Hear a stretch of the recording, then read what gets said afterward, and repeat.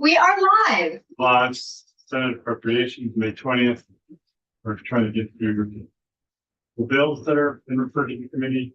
First one is PCB testing bill, page 542. We have Legislative Council, Mr. Chair. Tell us quickly about the bill and what the appropriation related issues. Good afternoon. This is Michael Gray with Legislative Council. You may recall in 2021, you in the appropriations bill required all schools built or reconstructed prior to 1980 to conduct air quality testing, indoor air quality testing for PCBs, and you required that be done by 2021. You also at that same time basically committed for the state to pay for the investigation, remediation, and mitigation of PCBs under that requirement. You subsequently extended the deadline for testing from 2021 from 2024 to 2027. And during that time, there has been ongoing testing. There are 328 schools that were built or renovated before 1980. 183 have had inventories. Inventory is like the pre-testing assessment. 157 schools have been sampled. 46 schools have PCBs detected over the state action levels. 145 schools still need that pre-assessment, that inventory, and 171 schools need sampling. Problem is that there's no more money. Over the years, you appropriated a significant amount of money for the investigation and sampling. There's remediation. There was 1 year when you appropriated approximately 33 million. And that was part of that was used for Burlington, about 16 million for Burlington. You've subsequently in certain years appropriated about 9.5 to 10 million, and you've made money available from the Environmental Contingency Fund. And Nestor can probably tell you more about this.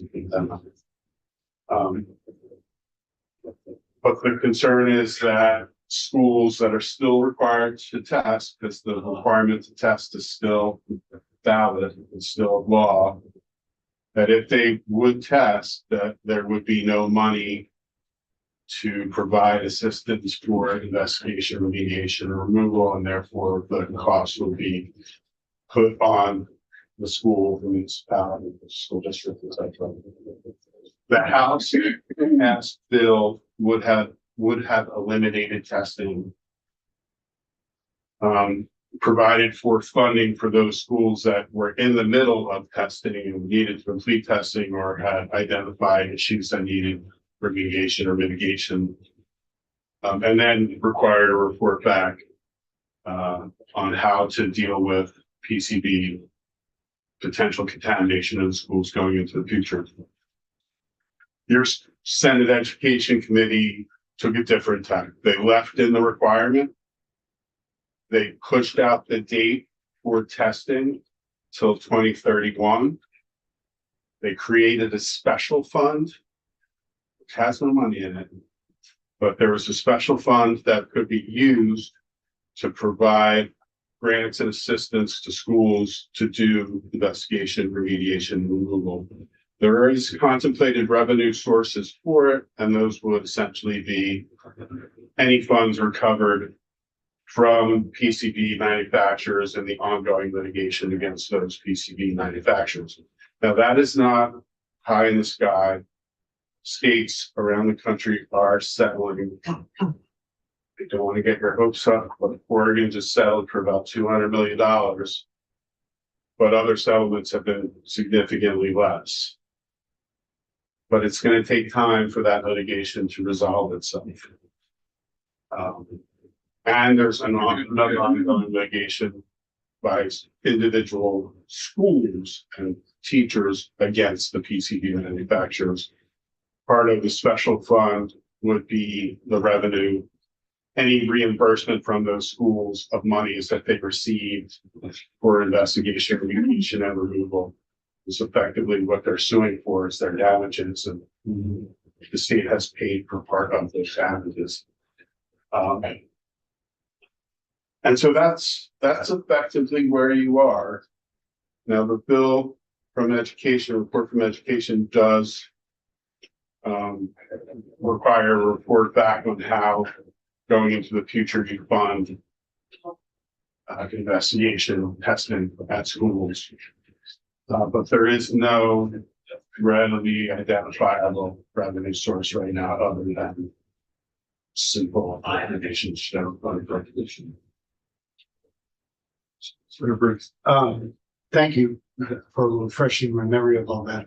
I'm wondering, I remember the last time we took this up, I believe when we pushed the date out, we had testimony from the administration saying they were voluntarily slowing their, their examination of schools. And so we were acting on, in part on that assurance from them, because they didn't, I shouldn't say they, but I know the Attorney General and I believe the administration didn't want us to terminate testing because they felt it would disadvantage us in other instances. The agency did specifically slow testing in part because of resources, in part because of what they found when they went out to test is that they really like to test in the summer when the kids weren't there. And that gives them a relatively small time frame. But it also, they found that the amount of money that they had to expend when there were schools with action levels that exceeded state and or the federal action level, they didn't have enough money. They didn't want to incur more of those commitments without knowing where that money would come from. I've heard different arguments about if you stop testing will it affect the litigation.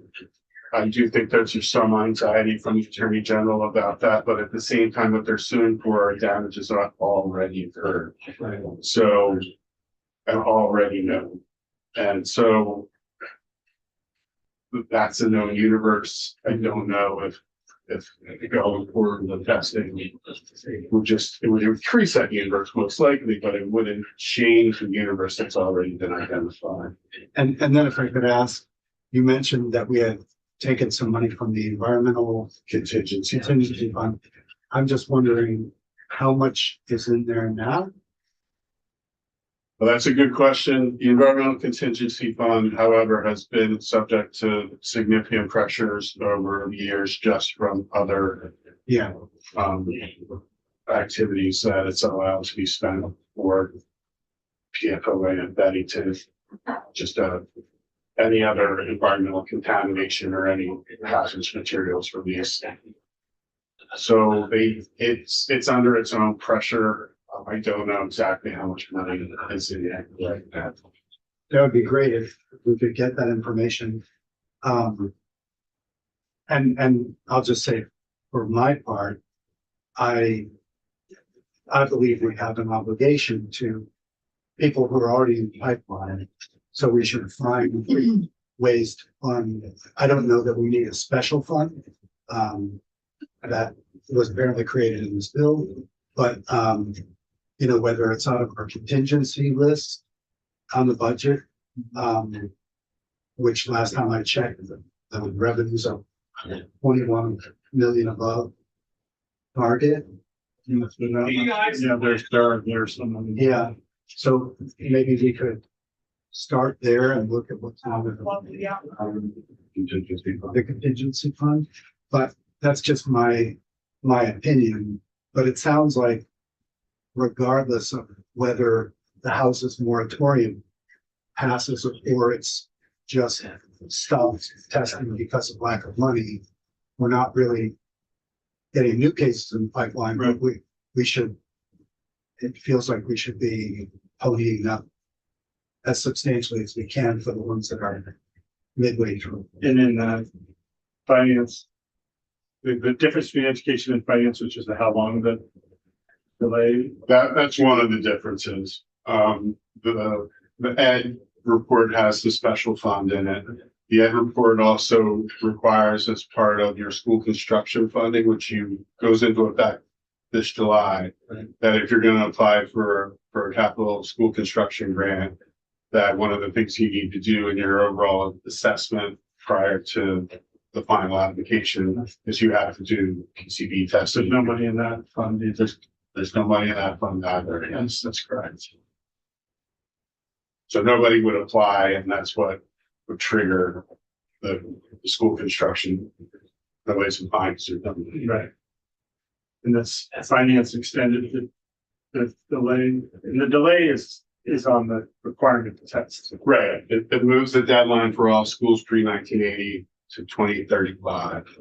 In education, it's like 2030. They moved the 2027 date to 2031, and then finance pushed it out to 2035.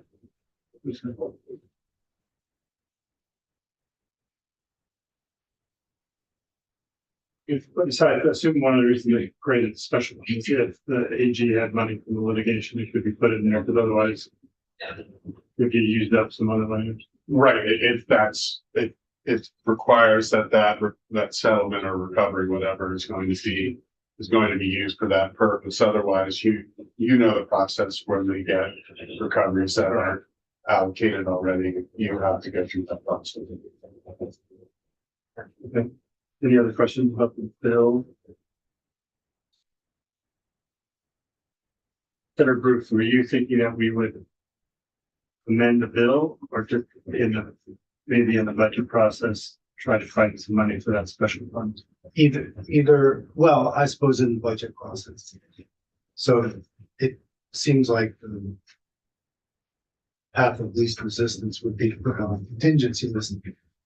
If, as long as it's at or near the top. But I don't know, you all are conferring on the budget. I don't know how much we have to. Yeah, we haven't got to the contingency part of it yet. Yeah. The special fund created by Senate Ed does allow for appropriations or transfers from into that fund. Ben, Brendan's here. What are we looking at here? 4.5? If you're looking at the finance amendment, it's draft number 1.2 from May 14th. If you are looking at the ed amendment, it is 4.2. What do you have? You got them all. I think it was a 4.2. Right. I was looking at, yeah. Yeah, 4.5. H542. Yep. Okay. It's effectively the same. You'll see that the deadline's pushed out. There's the special fund that's created. And then there's the amendments to the construction funding process. So I assume that I'm wondering about the average cost of even one of these projects, right? So when we think about adding money to this as either as a contingency or part of the budget process, like if we added $1 million, $5 million, how many projects would be? I know everything is different, but like, what is the range? Like, how many projects would that cover? And I assume that these projects are in the millions of dollars, even just one, but that's Remediation, like the testing. right. Yeah, I don't have the average. I've looked at JFO to see if they have the average. What I have is just their status report and how much they have spent, but I don't have an average of the months. Mm-hmm. Or even like, do we know how much testing costs, let's say, per school? That's an open joint fiscal office. I've reached out to the Agency of Natural Resources with a similar question, and essentially what I've received is it depends on the school, because the size of this, it seems like the size of the space dictates the cost of testing, if it's an elementary school with 3 grades or if it's a K-3. Well, so I think the agency could probably give a more, can maybe give you a ballpark estimate of the range, but my understanding is it really depends on the project and the scope of the contamination. Just sometimes it's in part of the building, but not the other part. Yeah. Well, and I'm wondering, if we added money, are you thinking money just for additional testing or for remediation or both? I mean, seems like we could prioritize it and say the priority is for people who have already been tested and need remediation. And then step down to people who have been, what did you, what's the first step? The inventory is the Inventory. Yeah, and then the lowest priority, new testing. I mean, that would be one way to do it. And I think I need more clarification about the question that you asked about the lawsuit. Is when you say that there's like a known universe of schools that have, or damages, basically. I would think that would mean that we should be testing as fast as possible to increase the scope of that universe. Or is that already set? It's all these schools. So right now, the litigation, state litigation is still in discovery. And that means they haven't really formulated what their final claim is going to be. Okay. So you are correct in that the more you test, the more damages that are identified that the claim could grow. But stopping the testing won't eliminate the litigation because there are existing damages that are part of it. Well, no, I guess I see that cutting both ways because, if you test more, you just freak out a bunch of people and then you don't have any to solve it. And just, there's a push obligation on the school to spend money to remediate. Yeah. Yeah. Once they have to. Once they know, but then, Or find a new location, like. Or spend a bunch of money on trailers. yeah, Or, right, I mean, Northern Country is an example. The state is paying for investigation, remediation, and removal, but they're not paying extra electric bills because you're running fans. That's legend. Or you set up tents outside and you have to hire, portable heaters. How much testing is there left to do? So like 100. basically, there's 145 schools that still need to inventory that first step, and 171 schools that need the actual safety. Okay. They haven't done anything. Well, basically, yeah. Which is about half. It's a little more than half. So there's 328. I would say regardless of the money, can we afford to not test to know that school is dangerous for kids to be in? Well, and this has been the back and forth for years and years. So when we were first doing it, this was the argument. But you want your kid not to live. This the same with lead, right? We did the lead program. We tested all the water in all the schools and, independent schools, public schools. That remediation was relatively cheap. So it came in under budget, actually. We spent less than we appropriated, and that was a couple $1 million. This is like one school can all this, well, for instance, Burlington, $16 million remediation from the state. That wasn't even all of it. And then all the students had to be moved to a location downtown. They're still there where the new school is opening in August. But that new school was $200 million. So it's fantastically expensive once you find it. So the House's argument has been, we don't think the level of danger is such that we need to be freaking all the schools out, consuming all the resources immediately. We can slow this down and deal with the ones that we tested so far. But it seems like, regardless of what the Senate's position has been, the reality is that the testing has slowed to a crawl, basically stopped now. And what they're looking for is money to deal with what remains in the pipeline. So, yeah, I think if we could pull some from the environmental contingency fund and some from our contingent list. How much testing can they do in a year?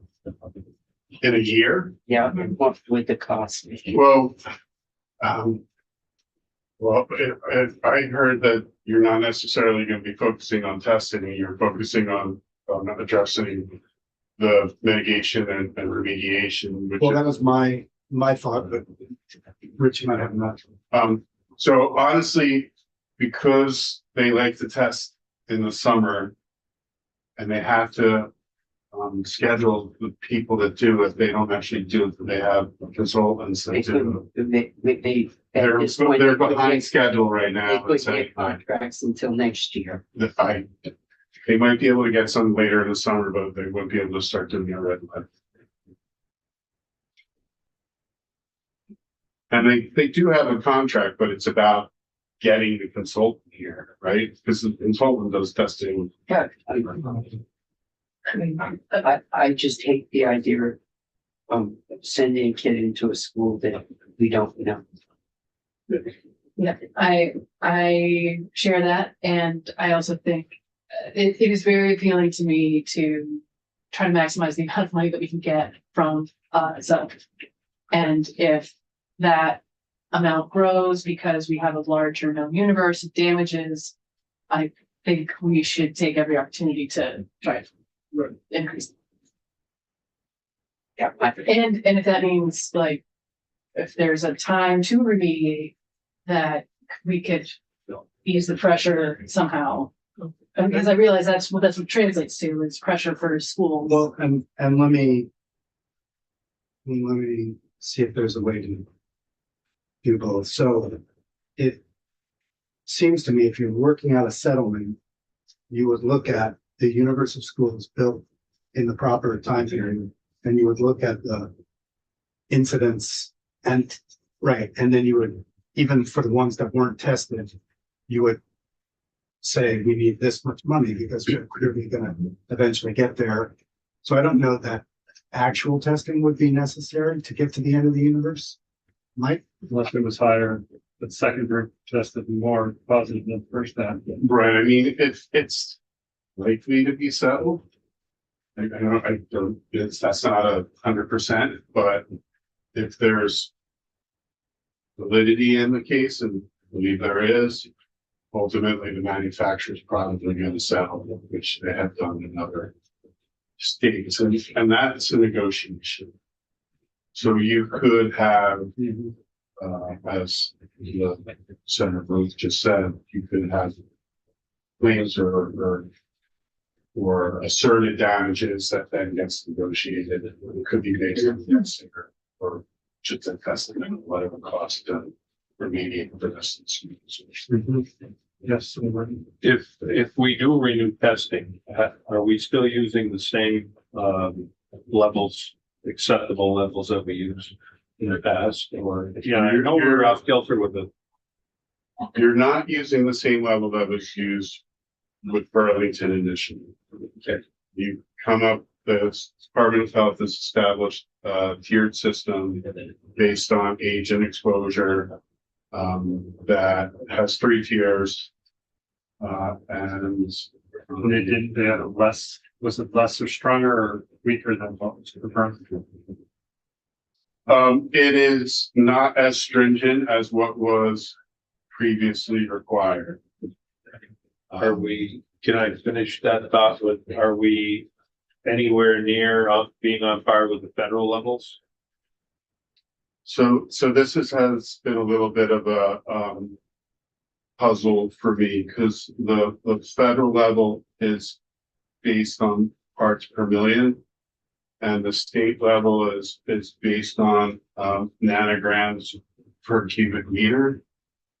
And I tried to get somebody to convert them to each other, and nobody says it's not possible. And the state wants to have an anagram per cubic meter. They don't want to do parts per million. The state uses nanograms per meter because what the state is testing is in the air. And what the feds passed is the material. And so they're not a one-to-one. I even asked EPA to do it for me and EPA said no. There's too many factors that could, you can see there's not an easy way to just to measure. Is there anything that we should know about the appropriations aspect of the bill, other than that we've already talked about?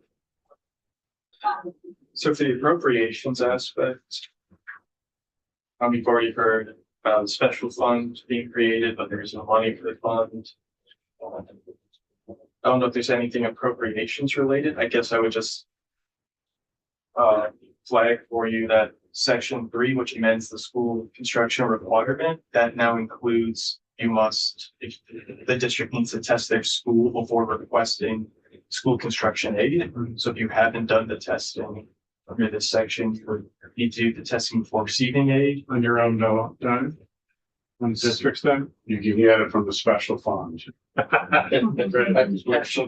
there's money. Yeah, so it's a little bit of a chicken and the egg situation. A and R. So they could get it for the special fund if there's money, or they could test it, they could spend their own money, the district could spend their own money.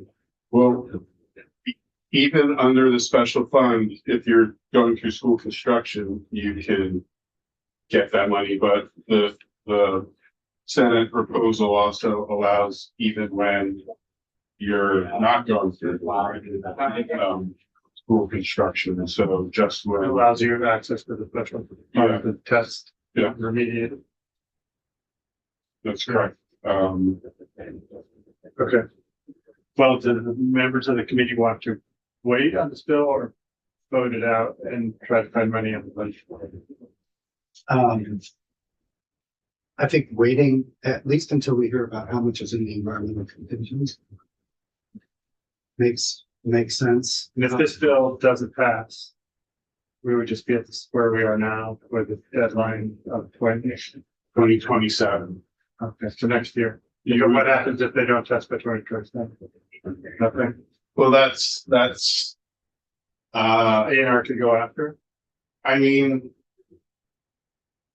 I think it really is more about the anxiety that it would create with those schools that haven't tested as of yet. So they don't know what would happen. Well, right, they don't know what the repercussion would be. And is the obligation to test on the schools or on these? It's on the school, but you say in that language that A&R will conduct the testing. It says all schools subject to the subsection shall test for PCBs on or before, and then whatever date you choose. Okay. Yes. So, Chair, would you like me to reach out to Pat Chapman and find out how much is in the environmental Yeah, contingency? if you could do that, that would be great. And if you could get any estimate for them. Like or what are some examples of cost of that testing side, just because I don't know if that's important, but people wanted to know that. We can do that when we try to come up with the money. Or I can circle back and ask them again. We have a rough idea of how much was in the fund at the end of fiscal year 25, but we don't know how much is already obligated. So I would need to know how much of that is actually available. It's just Okay. That'd be great. So, okay, we'll wait till tomorrow. So we can get some more information. Okay. Thank you. Are you also doing the next step? I am. So now we're gonna move to 9:15, latest edition of the bottle bill. Man, Annual bottle bill. Biennial. I don't think we did one. I think we skipped. Well, last year, I think it's the fifth time I've been doing this. Yeah, it's gonna be 5th time's charm. Fifth time. Yeah. that's what they say about bottle bill. We're in the States. So how would you like? We know what bottle bills are, so I guess what's the appropriation? Date time? So there's a short-term and a long-term proposal in the H915 as proposed by Senate Natural. The short term is it's going to amend some of the existing requirements in the existing system, including increasing the handling fee that manufacturers and distributors pay points of redemption for each can that they refill a bottle of. Just the manufacturer's pay or The manufacturer pay. So they pay it to the, right. And so there's the deposit, which goes back and forth between the consumer, the retailer, and the manufacturer and distributor. Then there's the handling fee, which is by statute what the manufacturer or distributor is required to pay the point of redemption, the retail redemption center, the redemption center for each can that is redeemed. the bill raises it to 5 pennies. No, the bill raises the handling fee from 3.5 to 4.5 for commingled containers, and from 4 to 5 cents for non-commingled. So commingled is there's an agreement between manufacturers that all of those containers in the commingling agreement can be dealt with together. They don't necessarily need to do the individual sorts. The cost can be assessed by the contractor that does the collection. Which have to count the number of containers, right? But some of the containers might not even have the deposit. They have to be all deposited. There have to be all redemption worthy. And then for the non-commingled, the entity that collects the commingled also collects the non-commingled, but then separates them out and then assesses that to the manufacturer and distributor that is not part of the commingled agreement. So you have a higher handling fee for non-commingled to incent them to be part of the commingled program. Because it will drive down their costs if they're paying that extra. So that was increased because of testimony from redemption centers that says that because of their costs, because of inflation, because the handling fee hasn't been raised since I think they said 2009, that they're facing significant cost pressures to keep redemption viable, and even to do it at all. We have had redemption in centers closed. I assume we haven't had any new. Not that I'm aware of. Anywhere around here. Right. Beverage Warehouse is probably the post redemption center that there are redemption opportunities, say, at the grocery store. Right. That's a good way to put it. Redemption opportunities. So for the non-mingled single source, the 5 cents that the consumer pays would really just flow through to the. So there are two separate streams. So 5 cents on each side. There's there's gonna be 5 cents on each side for the non-commingled. 5 cents the refund. When the manufacturer sells the containers to the retailer, when sell it, they collect as part of their cost the 5 cents. And the retailer sells it to the consumer, the retailer collects the 5 cents from the consumer. Consumer goes away, comes back, here's my empty can. The retailer gives back the 5 cents. The manufacturer gives back the 5 cents to the retailer. So everybody's whole. But no retailers really are taking it back. Well, if they're not taken back, then those are called the sheets they have the container deposits, and they are deposited into the clean water fund. I mean, if you're not bringing it back to the place you bought it, and you're taking it just to the. You're taking it to Like, or just a redemption center. Right, and that is part of effectively how the abandoned redemption container system works. So quarterly, the manufacturer distributor has to report to taxes how many containers that they sold where they collected the redemption amount, and how many containers that they redeemed And then they give the difference. So it doesn't really matter for them where it was redeemed. It's just it was redeemed in the system at some point. Now there's time lag, et cetera. There's also containers from New Hampshire that come in that become part of the system.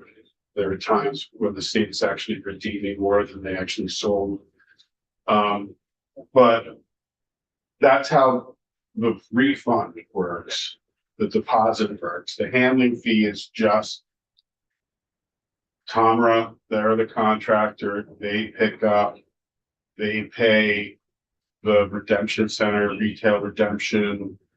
We basically pay them for each container that is redeemed, and that's separate from the deposit. And that, but they get a can in exchange for a bottle, Right. that they can recycle. So just to clarify, 5%, the 5 cents from the wholesaler to the retailer, and then on to the customer. That's a whole separate ballgame. Whole separate.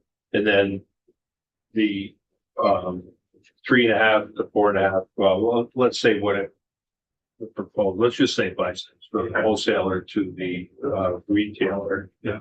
Or excuse me, from the Comra, they're paying 5 cents to the retailer for handling the return. Yes. Okay. That's So they're two separate increasing it from operations. 4 to 5 cents and 3.5 to 4. Right. Okay. Was there, it doesn't, There's There's more. more. There's more in the short term, but most of the short term stuff is technical. It's like how you label your container, how you accept, when you accept hours and things like that. Not in our jurisdiction. So then the long term is the bill would require the manufacturers and distributors who are going to be referred to as the deposit initiators, for them to set up a producer responsibility organization that implements a stewardship plan that meets minimum requirements. Yeah. Part of those minimum requirements are convenience requirements. Set up new redemptions. Right. So there has to be 3 per county, 3 collection opportunities per county, one of which has to have immediate return. 1 per municipality with 7,000 persons or more. Does the vending machine count? Not for purposes of solely meeting the 3. If you can have vending or mobile, but not solely vending or mobile. Okay. And then they're supposed to also address how to do redemption in those areas where there's population density, but not 7,000 persons. You know, like Northfield, I think is an example of that. Okay. And once that's in place, the concept is the system will modernize. And part of modernization is moving away from the handling fee to individual negotiated compensation agreements between the producer responsibility organization and the manufacturers and distributors and deposit initiators. So there will be no more handling fee except for the first 15 months. There's that increased handling fee for all containers. It's kind of a transitional period, a buffer, while the system is being set up, while compensation agreements are being implemented. There's that handling fee increase for a year. I didn't quite understand this. So, can you run back what the requirements are again? For collection. Yeah, So, and I'll just give you so in Morrisville, they've got the machine. they do. Yeah, and nobody's gotta be there. They handle it's probably one of the best places in where would they fit? Because they spend a lot of money on the machine. And you go in, you drop it in the bin, it goes, and it's all done. And it's all, if it's glass, it's crushed and it's in a bin in the back. And I don't need anybody there. The chicken pops out and it's done. So the first thing that I failed to mention, but it's a key part of almost every EPR program, is that the producer responsibility organization has to maximize the use of the existing infrastructure. So what existing redemption centers and points of redemption that exist, the PRO has to maximize their use. And so because Morrisville is already in operation, because it is operating so well, the PRO effectively has a directive to utilize Morrisville as a part of this plan. Okay. But in places where there isn't a Morrisville Redemption Center, they're going to have at least 3 points of redemption per county, at least one of which provides an immediate return of a deposit to the consumer. At least 1 point of redemption per municipality with a population of 7,000 or more persons that provides an immediate return. And then house sites redemption will be cited in areas with high population density in the designated areas effectively. And then the secretary can't approve reduction that they can't approve collection that's going to reduce any of those points of collection, so they have to meet that convenience standard. And when they are approving, or when the PRO is proposing collection sites, they may not use only single feed reverse vending machines or only mobile points of redemption in order to meet the 3 points per county requirement. So they could have one mobile or one single feed reverse, but they are also going to need to have a physical location, physical redemption opportunity. Okay. Ted, are you prepared to give us the fiscal note? Sure. Well, I'm going to defer. There's more in the bill. There's more in the bill. There's Yes. more in the bill. So more in the bill that are in our jurisdiction? Yes. So in order to set up the program, the state is going to provide for grants to reimburse the PRO over 4 years for costs that they incur in setting up and modernizing the system. From the clean water. Though that money's coming from the Clean Water Fund. The initial 2 fiscal years, there would be 1 million that would be authorized, and then the last 2 fiscal years, there would be 750 that would be authorized. The grant program would end in 2033. And that's probably that is the biggest appropriation aspect of the bill. But the sheets go into that, so that's the connection. Right, and that's the connection, and there's always been some disgruntled solid waste entities who always thought that the sheet should have been used for solid waste, but you made that policy decision. Okay. Is that the main part of the fiscal note? I'm Brendan from fiscal office. There are other fiscal considerations, particularly talking through how A&R would get reimbursed for their costs. And we have some language in the fiscal note talking about because DLL operates as their own PRO. And so they kind of they'll track parallel, but maybe in different jurisdictions and there's some fiscal pieces there. So They would get more money. Yeah. they would have to pay more money in handling these conversations. So there'd be a revenue impact. Right, I said they would pay that extra cent per container. But we don't know how many containers that is. We don't know how many containers that is. The redemption rate the past year was relatively low, but in previous years it was about 70%. And so Liquor bottles are all different options. for liquor bottles, there's a specific testimony to house environment that I can potentially give you about their historical redemption rates. But yes, as redemption rates increase or decrease, the amount of money they would be paying in handling fees would change, and the increase in handling fees based on the number of containers redeemed looks like at this point a $1,000 increase in costs for DLL in the near term. This year, 35,000 per. Yes. So it's that, and it's taking money out of the green water. And then I should note, because there's the system that allows ANR, if they are not operating as the PRO, they submit their costs, they get reimbursed for their oversight costs. Currently, talking with ANR, they allocate 0.1 FTEs to their oversight of the bottle redemption system. So not expecting that to be large. However, if the deposit initiators are unable to form their own PRO, ANR would be responsible for overseeing the system. It would likely require multiple positions. They would be paying the handling fee as the PRO or the fair compensation that is outlined in the bill, but they would be reimbursed for this cost. So you would see it as part of their budget request. You would have a sense of how much it costs them to administer the system, and then the deposit initiators would reimburse them. Plus, Plus the 25% penalty for not forming.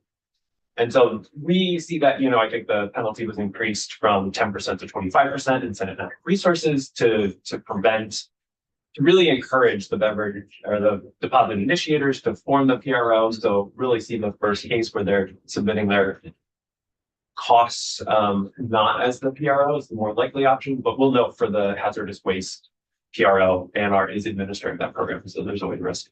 So how did you project sheets revenue? Because one of the things I heard from somebody that didn't like this bill is that it'll take money away from the clean water. That it'll make recycling too efficient or more efficient, and therefore there'll be less sheets and therefore less money into the clean water. But your projections show that look like an increase, basically. Yes, and it's showing maybe there's some sort of decline. We've seen redemption rates kind of decreasing over time. We didn't provide the projections on SG. I think those are from Clean Water Operating, the particular document they have in the budget. It's not a JFO projection. It is on the administration side. That projection, but yeah, we've seen kind of declining redemption rates. Should also note that the system is more effective in getting people to redeem bottles as intended. There's an increase in the goal, see a higher percentage of redemption. And so you can see the sheets, they would decrease. Right. Yeah. Okay. Does the committee feel comfortable with this, or you want to make more testimony? That's spend more time talking about it. We are concentrating at 3:30. Very happy. Is there no appropriation in here other than with the set up the transfer out of the water fund over to the waste management systems, right? Which is basically to set up more redundancy. How provide incentives, stop up the cost. Okay. I didn't lose that. We okay. Okay. Yeah, clear.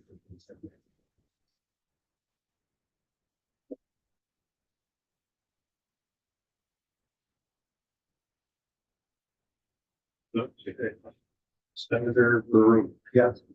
Senator Brennan. Senator Lyons. Here. Senator Norris.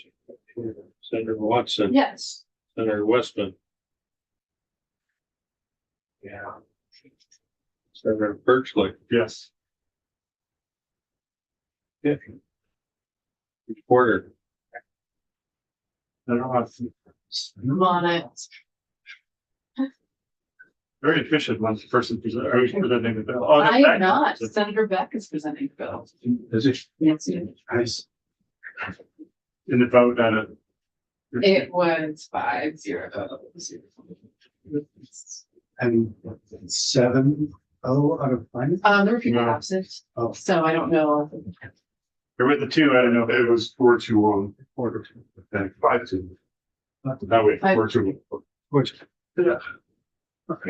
First, That would be 7. Yeah, that, Yeah, there was a couple notes I thought. Okay, thank you. And use of Randy. redemptions to students because small schools that all don't have. you say what? cost wars.